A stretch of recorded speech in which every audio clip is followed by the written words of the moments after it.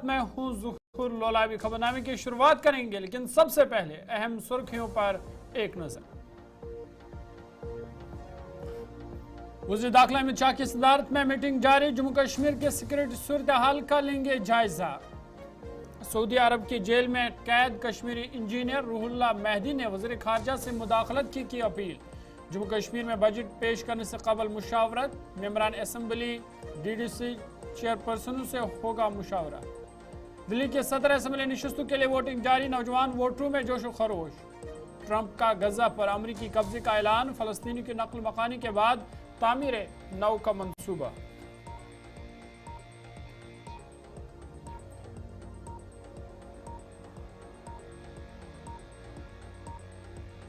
सुर्खियों के बाद खबरें तफसीलात के साथ। सबसे पहले बड़ी और अहम खबर के हवाले से बात करेंगे और आपको बता दें कि आज सबकी नजरें दिल्ली पर है, क्योंकि वज़ीर दाखिला अमित शाह की सदारत में इस वक्त मीटिंग जारी है, जिसमें वज़ीर दाखिला अमित शाह जम्मू कश्मीर की सिक्योरिटी सूरत हाल का जायजा लेंगे।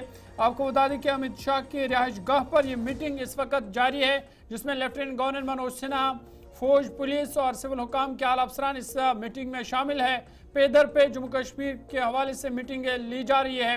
कल भी एक मीटिंग हुई थी वज़ीर दाखिला अमित शाह की सदारत में जिसमें जम्मू कश्मीर की सिक्योरिटी सूरत हाल का जायजा लिया गया। लेकिन ये मीटिंग काफ़ी अहम है, क्योंकि इस मीटिंग में जम्मू कश्मीर के लेफ्टिनेंट गवर्नर मनोज सिन्हा शिरकत कर रहे हैं। साथ ही साथ फौज, पुलिस और सिविल हुकाम के अफसरान भी इस मीटिंग में शामिल है। आपको बता दें कि इस मीटिंग में जम्मू कश्मीर की सिक्योरिटी सूरत हाल का जायजा लिया जाएगा। साथ ही साथ जो मरकजी स्पॉन्सर्ड स्कीमें हैं उनका भी जायजा लिया जाएगा। ये तस्वीरें कल की मीटिंग की है। इस वक्त एक अहम मीटिंग वज़ीर दाखिला अमित शाह की रिहाइश गाह पर इस वक्त जारी है, जिसमें वज़ीर दाखिला के home secretary Govind Mohan, chief of army staff Upendra Dwivedi, intelligence agency के जिम्मेदार, साथ ही साथ chief secretary Atul Dulloo, home secretary Chandraker Bharti, director general of police DGP Nalin Prabhat और इसके अलावा फौज, पुलिस और सिविल हुकाम के आला अफसरान भी इस अहम मीटिंग में शामिल है। आपको बता दें कि इस मीटिंग में जम्मू कश्मीर की सिक्योरिटी सूरत हाल का जायजा लिया जाएगा। साथ ही साथ जम्मू कश्मीर की जो मौजूदा सूरत हाल है और जिस तरह हाल ही में हमने कुलगाम हमला देखा, जहां पर साबिक फौजी एहलकार को निशाना बनाया गया और दरअंदाजी के वाक़ात जो जम्मू कश्मीर में पेश आते रहते, उस हवाले से वज़ीर दाखिला अमित शाह को ब्रीफ किया जाएगा। साथ ही साथ खबरें और इतलात भी ये भी है कि मिलिटेंसी कार्रवाई को रोकने के लिए और जिस तरह कुलगाम हमला पेश आए, इस तरह के टारगेट हमलों को रोकने के लिए एक हिकमत अमली तरतीब दी जाएगी, उस पर तबादला ख्याल किया जाएगा और दरअंदाजी की कोशिशें या मिलिटेंसी के वाक़ात जो जम्मू कश्मीर में रूनमा हो रहे हैं, ख़ासकर LOC और जम्मू खिते में, पीर पंचाल के खिते में मिलिटेंसी के हवाले से जो सरकार की ज़ीरो टॉलरेंस पॉलिसी है, उस पर तबादला ख्याल किया जाएगा और कुलगाम जैसे हमले दोबारा ना हो, उस हवाले से भी ख़ास हिकमत अमली तरतीब दी जाएगी, उस पर भी बातचीत की जाएगी।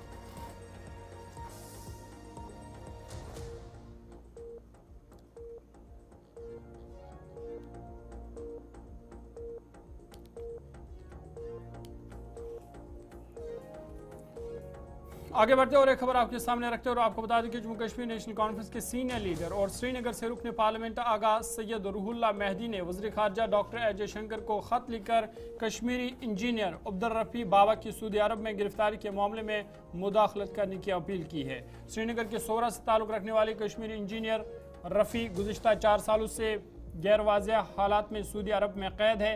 सोशल मीडिया प्लेटफॉर्म एक्स पर मेहदी के दफ्तर ने एक पोस्ट शेयर करते हुए वज़ीर खारजा से इस मामले में मुदाखलत की अपील की है। पोस्ट में लिखा है कि रूहुल्लाह मेहदी ने वज़ीर खारजा जयशंकर को सऊदी अरब में एक कश्मीरी शहरी की कैद के हवाले से ख़त लिखा है। उन्होंने उसकी रिहाई और बहिफाजत घर वापसी के लिए फौरी मुदाखलत पर जोर दिया और उम्मीद जाहिर की कि वज़ीर खारजा मदद को यकीनी बनाएंगे। आपको बता दें कि 36 साल अब्दुल रफ़ी बाबा के ख़ानदान के मुताबिक उसे काम की जगह से उठाया गया और बाद में सऊदी पुलिस ने उसे गिरफ़्तार कर लिया और 2020 से वो सऊदी अरब की जेल में कैद है। ताहम इस वाले से अहम पेशरफ्त मेंबर पार्लियामेंट आगा रूहुल्लाह मेहदी ने वज़ीर ख़ारजा एस जयशंकर को ख़त लिखकर इसमें मुदाखलत की अपील की है।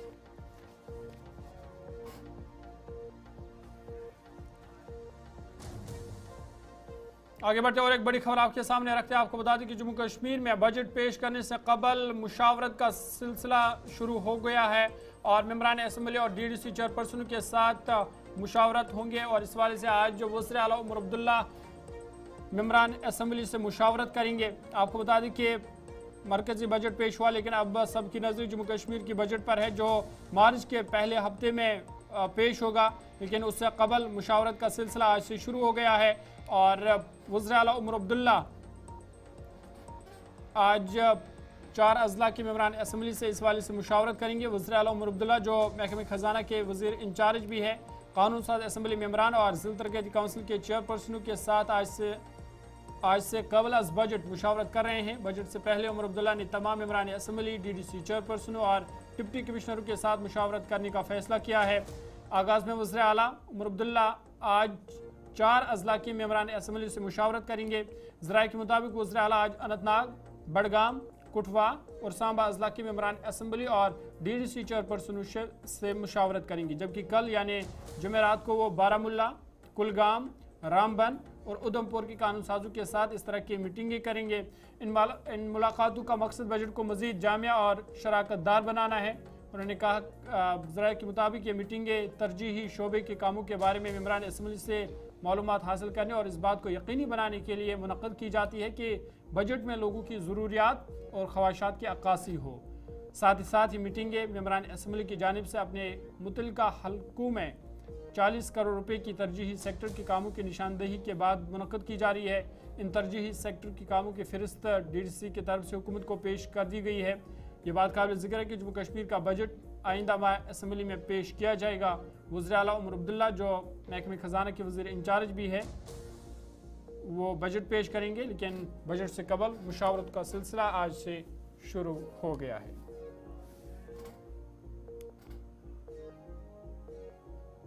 आगे बढ़ते हैं, बात राजधानी दिल्ली की करेंगे क्योंकि आज सबकी नजरें दिल्ली पर है। दिल्ली में वोट डालने का सिलसिला जो है वो जारी है। 70 असम्बली नशस्तों के लिए वोटिंग इस वक्त जारी है। नौजवान वोटर में जोश खरोश देखा जा रहा है। साथ ही साथ आपको बता दें कि राहुल गांधी समेत मुतअद्दिद लीडरान ने अपना वोट कास्ट किया है और ये वोटिंग का अमल शाम 6 बजे तक जारी रहेगा और फिर सबके नज़रें 8 फरवरी पर रहेंगी क्योंकि 8 फरवरी को नताइज का ऐलान होगा। आपको बता दें कि आज दिल्ली असम्बली इंतखाबात के लिए वोटिंग हो रही है। 1,56,14,000 वोटर 70 असम्बली सीटों के लिए सुबह 7 बजे से अपनी हक राय दही का इस्तेमाल कर रहे हैं। इलेक्शन कमीशन के जारी करदा एदाद-ओ-शुमार के मुताबिक इनमें 83,76,173 मर्द जबकि 72,36,560 खवातीन और 1,267 तीसरी सनफ के वोटर शामिल है।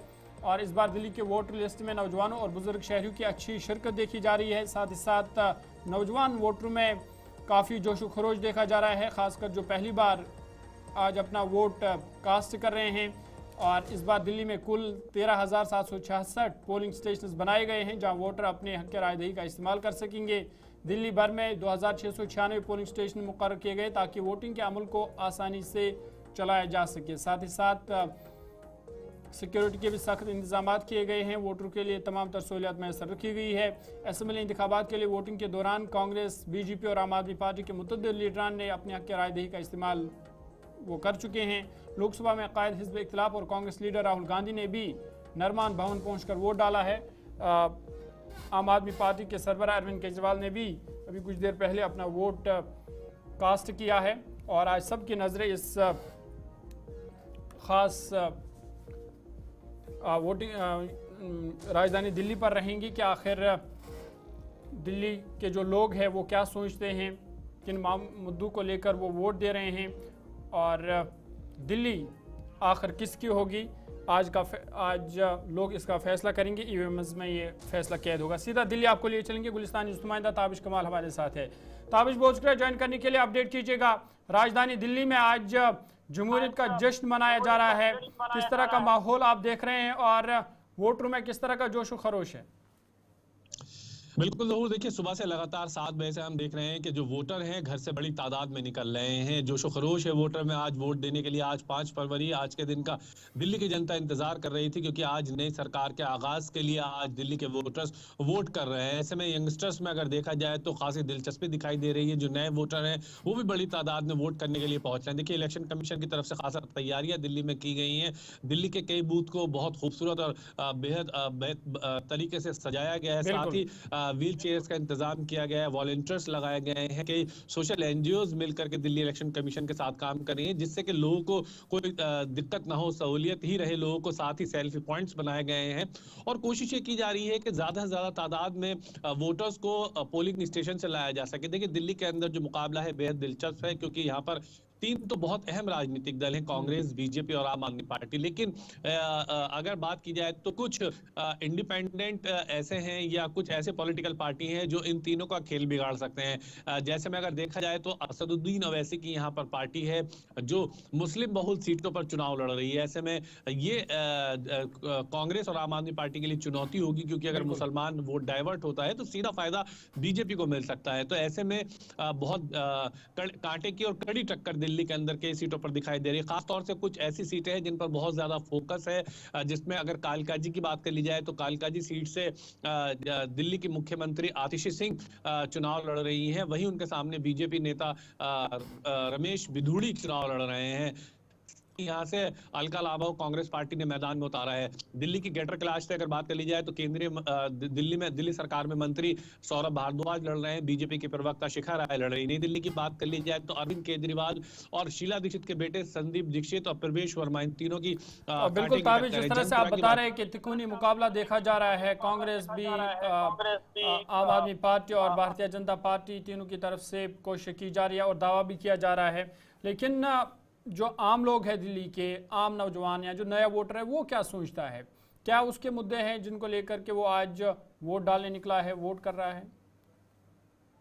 देखिए, दिल्ली के अंदर पिछले 12 साल से अगर हम देखें तो हमने देखा है कि जो फ्री की रेवड़ियां हैं वो बहुत कारगर साबुत हैं। दिल्ली में 200 यूनिट बिजली फ्री दी जाती है। दिल्ली में जो औरतें हैं, महिलाएं हैं, उनके लिए बस फ्री है पूरी तरह से। आप दिल्ली में कहीं भी बस का सफर फ्री में कर सकते हैं। दिल्ली के अंदर 20,000 लीटर मुफ्त पानी दिया जाता है। ये जो मुफ्त लगातार दिल्ली में पिछले 12 सालों से आम आदमी पार्टी ने दिल्ली में दिया है, उसका फायदा कहीं ना कहीं दिल्ली में आम आदमी पार्टी को मिलता रहा है। क्योंकि अगर आप इतनी बड़ी तादाद में, इतनी बड़ी वोटर्स को मुफ्त में कोई चीज देंगे तो जाहिर सी बात है कि वोट का झुकाव आपकी तरफ होता है। लेकिन इस बार बीजेपी और कांग्रेस ने भी मुफ्त में बहुत सारी चीजें देने का वादा किया है। अगर बीजेपी की सरकार बनती है तो कई मुफ्त चीजें बीजेपी देने का दावा कर रही है और कई चीजें कांग्रेस भी वादा कर रही है कि हम ये मुफ्त में देंगे। तो देखा जाए तो ये देखना होगा कि किसकी मुफ्त पर किसकी ज्यादा मुफ्त भारी पड़ती है। यानी दिल्ली की जनता किसके मुफ्त वादों पर ज्यादा भरोसा करती है। और इसीलिए दिल्ली का मुकाबला बहुत रोचक होता जा रहा है, क्योंकि सभी के मुफ्त के कुछ ना कुछ वादे और दावे हैं जिन पर दिल्ली की जनता को आज अपनी मोहर लगानी है कि वो किसके मुफ्त वादे और दावों पर भरोसा करती है। हालांकि दिल्ली में चुनाव पहले अगर देखा जाए तो दिल्ली में जो चुनाव है दिल्ली के मुद्दों पर हमेशा होता रहा है। लेकिन पिछले 12 साल से जो मुफ्त की कहानी चली है उस पर हम देखते रहे कि मुफ्त की वजह से कहीं ना कहीं ये वोटर्स आम आदमी पार्टी के साथ रहे। लेकिन इस बार आम आदमी पार्टी के लिए चुनौती इतनी आसान नहीं होगी। एंटी इनकम्पेंसी है, पिछले 12 साल से सत्ता में है। बीजेपी कड़ी टक्कर दे रही है, कांग्रेस भी अच्छे फाइट के सीटों पर दे रही है। अगर कांग्रेस बहुत मजबूत लड़ जाती है दिल्ली के अंदर तो इसका फायदा कहीं ना कहीं बीजेपी को मिलेगा। लेकिन ये तो आज इंतजार करना होगा कि दिल्ली की जनता किसके हक में फैसला करती है। ताबिर, जिस तरह से हम देख रहे हैं कि 7 बजे से वोटिंग का अमल शुरू हुआ है और करीबन 5 घंटों का वक्त गुजर चुका है, अभी तक कितनी फीसद वोटिंग रिकॉर्ड हुई है और शाम तक क्या एक्सपेक्ट करें कि कितनी फीसदी वोटिंग दिल्ली में रिकॉर्ड की जा सकती है? दिल्ली में वोटिंग सुबह से दिखाई दे रही है। बड़ी तादाद में कतारों में लोग लगे हुए हैं, वोट करने के लिए निकल रहे हैं। तो ऐसा लग रहा है कि 70% तक यानी 70% वोटिंग हो सकती है देर शाम तक। फिलहाल की अगर बात कर ली जाए तो इलेक्शन कमीशन लगातार आंकड़े जारी कर रहा है। कई बूथ पर 15%, कहीं पर 20%, तो कहीं पर 25% भी वोटिंग अभी तक हो चुकी है। यानी कि अगर आप देखा जाए तो बहुत अच्छे आंकड़े हैं इलेक्शन कमीशन के हिसाब से भी, क्योंकि अभी भी कई बूथ ऐसे हैं जहां पर बड़ी बड़ी कतारें लगी हुई हैं, लोग वोट करने के लिए निकल रहे हैं। हैं।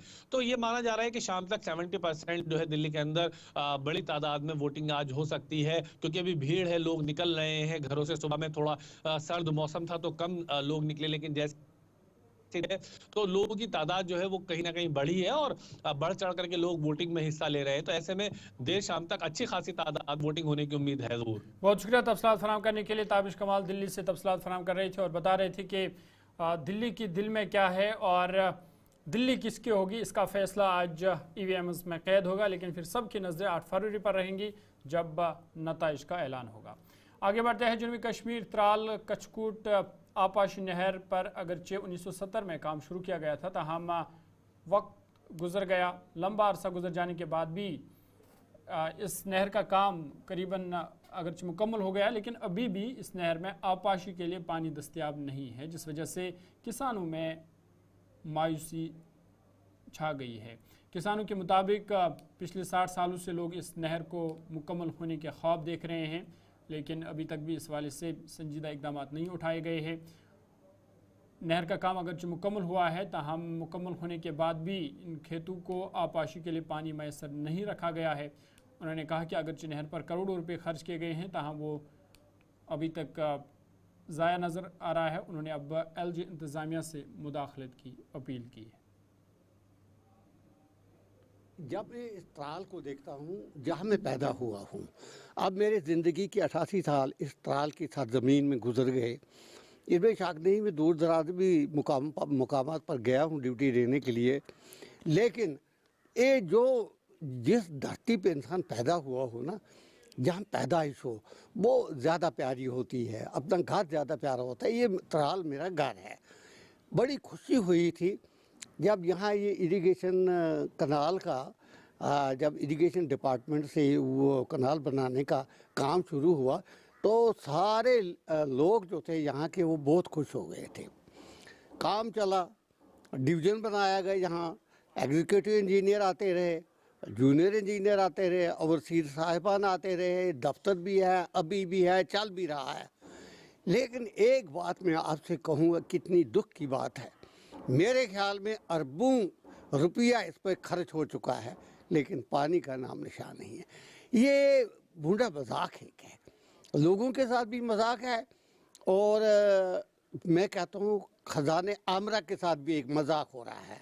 लूटा जा रहा है पैसा, ठेकेदार भी ला रहे हैं, दफ्तर में ऑफिसर भी ला रहे हैं, अपना कमीशन साहब को सब ने लिया इतने साल, लेकिन पानी का नाम निशान नहीं है। चाहिए था इसमें, मैं समझता हूँ गवर्नर साहब से मैं अपील करूँगा, चीफ मिनिस्टर से अपील करूँगा, इसमें एक इंक्वायरी क्यों न कायम की जाए, क्या वजह है, पानी क्यों नहीं चलता है। बाकी नहरें हैं, नदी कनाल है, मटन की नहर है, दूसरी नहर है, अगर उसमें पानी चलता है, इस नहर में पानी का नाम निशान नहीं है, वजह क्या है। और लोग तरसते हैं, लोगों के बाग हैं, लोगों की आबी ज़मीन है, और लोगों ने यहाँ तक कि आबी ज़मीन को अब श्रद्धांजलि देकर वो अब बाग लगा रहे हैं, उसमें करें क्या जब पानी नहीं है।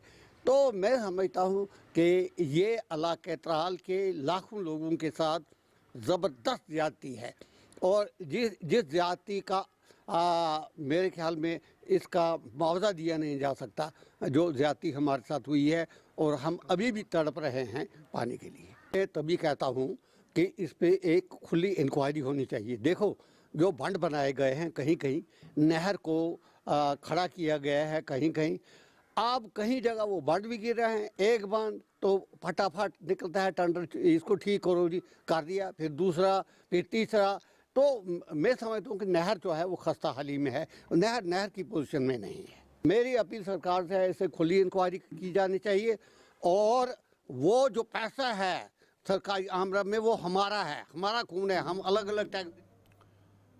शुमाली कश्मीर नौगाम सोनावारी के लोगों ने इंतज़ामिया के खिलाफ अपनी नाराज़गी का इजहार करते हुए कहा कि इलाके में बार बार दरख्वास्त के बावजूद फायर एंड एमरजेंसी सर्विस का क़याम इलाके में अमल में नहीं लाया गया है, जिस वजह से उन्हें मुश्किलात का सामना करना पड़ रहा है। उन्होंने कहा कि अगर हुकूमत के पास फंड्स भी नहीं है तो वो खुद फंड फराम करेंगे, ताहम इलाके में फायर एंड एमरजेंसी सेंटर कायम किया जाए ताकि आग के वारदातों पर जल्द से जल्द काबू पाया जा सके। देखिए, नौगाम सोनावारी एक बहुत बड़ा इलाका है, वहाँ की आबादी 30,000 से ज़ायद है।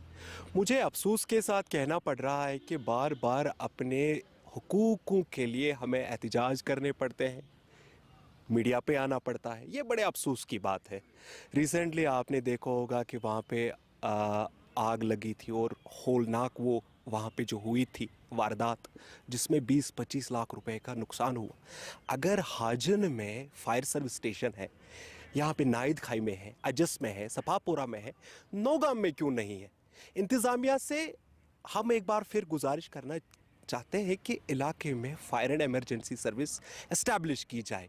हुकूमत के पास अगर फंड्स नहीं है तो वो हमें लिख के दे दे कि हमारे पास फंड्स नहीं है, हम और हमारे लोग जो है वो डोनेशन करेंगे, फिर हम वहाँ पे ये यूनिट। जम्मू कश्मीर कुलगाम के लोगों ने नाराज़गी का इजहार करते हुए कहा कि महकमे रूरल डेवलपमेंट के नाकस पॉलिसी होने की वजह से कुलगाम के मुतअद्दिद गाँव जहाँ महकमे ने सेग्रीगेशन डंपिंग सेंटर कायम किए थे, लोग कूड़ा करकट जमा करते थे, लेकिन अब वो सेग्रीगेशन डंपिंग सेंटर आम लोगों के लिए वबाली जान बन रहे हैं। कुलगाम के मुतअद्दिद गाँव जिनमें महमूदपोरा, खांडीपोरा, ओके और दीगर इलाके शामिल है, लोगों ने मुतालबा किया है कि इसकी तरफ तवज्जो दी जाए ताकि लोगों के खदशात दूर हो सके। रोजान बनखांडीपोरा बहुत गाँव नंबरदार जनाब पत्म वरी त्रोक यह डस्टबिन ये जमींदारन प्रॉब्लम बचन त खास कर बचन पढ़ने अंद गाँव तिमन पे सत गन वह कर अपील तुहद वसादत वातन ब्रो पहन हकमत तान ये गोस डी सी साहबस कर गुजारिश ये गई सफाई नत गोस यह गन बंद यह सान खतर बड़ बार प्रॉब्लम ये ना बना अंदर नबर नेरन कहें मेहरबानी ये अगर सून कत ब्रो पहन वात आज अहमद भट बस रोजान बनखांडी पोरा पत्म वरी त्रोक डस्टबिन यह ोट गोस गन डस्टबिनस मज यह सड़क पे त्रावन हालांकि ये हून अगर यपर स्कूल बच वसान तिमन ग प्रॉब्लम कर डी सी साहबस गुजारिश मोहतबान गुजारिश अस पे कर तो इंसाफ तो यह कर यह कर रेतस मज 2-3 लट सफाई यह कर रेतस मज 2-3 लट सफाई नत कर यह डस्टबिन तुल थोद अम बने जबरदस्त प्रॉब्लम बाकी वसलाम।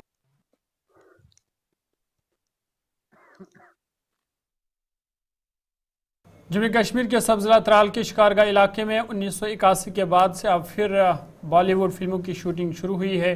हिदायतकार शाद अली की निगरानी में फिल्म की शूटिंग हो रही है। 1981 में यहाँ जूनी फिल्म की शूटिंग हुई थी और अब दोबारा इस फिल्म को बनाया जा रहा है। फिल्म में हीरो का रोल आदित्य राय कपूर और हीरोइन का किरदार भूमि पेंड्रिकर कर रही हैं। त्राल में इस फिल्म शूटिंग से सयाद को काफ़ी फ़ायदा मिलने की उम्मीद है।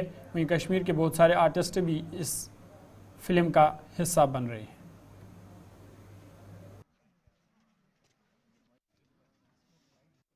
अब ये हमारे लिए तो पहली बार नहीं है और शायद हम पहले लोग थे जिन्होंने शूटिंग की थी यहाँ पे और हम ही आखिरी थे।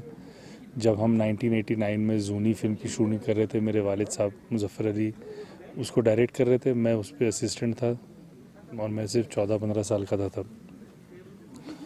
अब उस बात को 35-40 साल होने वाले हैं, तो हमने सोचा कि क्यों ना हम वापस आएँ और जहाँ जहाँ हमने जूनी की शूटिंग की थी, त्राल, पामपोर, कश्मीर, श्रीनगर में, जहाँ पे भी हमने उसको फिल्माया था, उसको वापस वो यादें रिलिव करें और बस अपनी यादें ताज़ा करने आए और कुछ नहीं। और कश्मीर से बेहतर जगह क्या है ताजगी के लिए? कश्मीर जितना हॉस्पिटल कोई जगह ही नहीं है हिंदुस्तान में। यहाँ के लोगों में जितना प्यार है, जितना अपनापन और भाईचारा है, मैंने तो कहीं नहीं देखा इंडिया में। और मतलब वैसे आप अगर दुनिया की नज़र से देखें तो इंडिया में जितना भाईचारा है और जितनी हॉस्पिटैलिटी है वो कहीं नहीं है।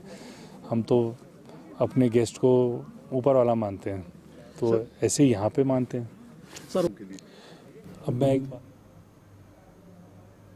अभी तक के ताज़ा उर्दू खबरनामे में फिलहाल मेरे साथ इतना ही। अपने मेज़बान ज़ुहरुल को इजाज़त दीजिए। मज़ीद खबर और अपडेट्स के लिए आप देखते रहिए